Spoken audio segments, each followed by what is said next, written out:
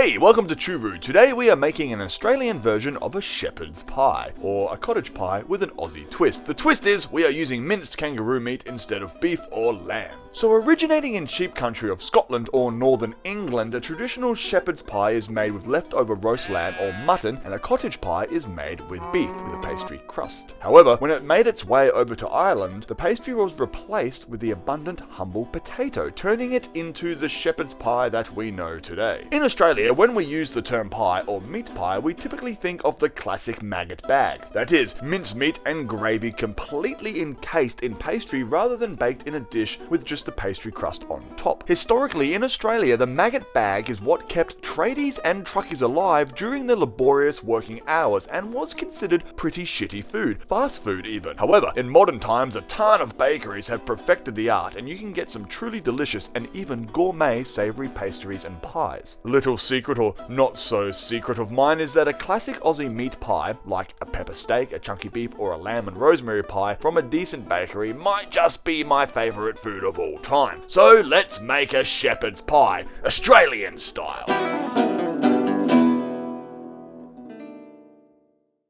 So for our filling, we're going to use kangaroo mince, which these days is widely available from butchers. You can order it in pretty much anywhere or even a supermarket. So due to some dietary restrictions from the mighty Queen, booze not being one of them obviously, we're going to sub out a few traditional ingredients for something that won't make them shit themselves to death. So instead of a brown onion, we're going to use spring onions, tomato paste. Instead of garlic, we're going to use garlic oil, and instead of Worcestershire sauce, for no reason other than being extra Australian, we're going to use Vegemite. This might seem like an odd choice, but Vegemite is pretty much just a very good vegetable stock. It makes things nice and rich and gives it a stocky flavour. It won't end up tasting like Vegemite, trust me on this one. We're going to add both fresh chilies and our own chili sauce, extra hot, and we're going to throw in some fresh rosemary and thyme. Next, we're going to chop the spring onions, grate the carrot, chop up the chilies, and then just throw some herbs in there, and then put that aside for the moment. In a pan, we're going to heat a healthy amount of garlic oil and start cooking our kangaroo mince with some cracked black pepper. Remember to stay hydrated.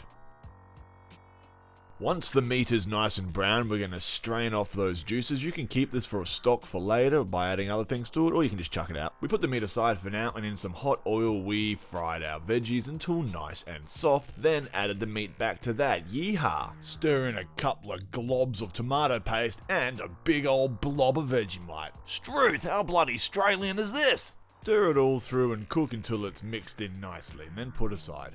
Now, for the mashed potato top, we're going to use potatoes, butter or butter substitute, Dijon mustard, olive oil, salt and pepper. We're going to add Jarlsberg cheese later. Also some thyme and rosemary because we happen to have a shitload of that in the garden at the moment. And also it's delicious. Boil your potatoes until soft, then strain and add splash of oil, big splob of butter, a hearty scoop of Dijon mustard, and salt and pepper to taste. Then with a stick mixer or fork, smash that up until it's all nice and creamy.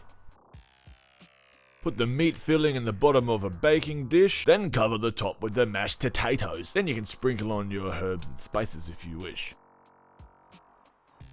Stick it in an oven that's been preheated to about 220 Celsius, and then you're going to wait for about 30 or 40 minutes. Once the top of the potatoes are starting to brown, we're going to take the dish out and cover it with grated Jarlsberg cheese, chuck it back in for another 30 minutes until the cheese is nice and crispy, and baby, you're fucking done. So there you have an Australian-style shepherd's pie. However, it's not technically a shepherd's pie because it doesn't have sheep in it. It's not a cottage pie because it doesn't have beef in it. So we asked our Facebook followers what we should call this pie, and we think the best answer was Skippy Pie, which is actually what Quinn suggested before we even posted to Facebook. So thanks Jared Boundy for the suggestion, Skippy Pie. Here's a shout out to you. From this day henceforth, this pie shall forever be known as Skippy Pie. Hey, thanks for watching everyone. You can buy a bottle of our hot sauce at chooroo.com. It helps out the channel a lot. It helps out your tum-tum because it's super delicious. And a portion of our sales goes towards the CFS Foundation, which helps the families of volunteer firefighters. True blue Aussie heroes. So grab a bottle. Oh, quick. Gabbies! Bye!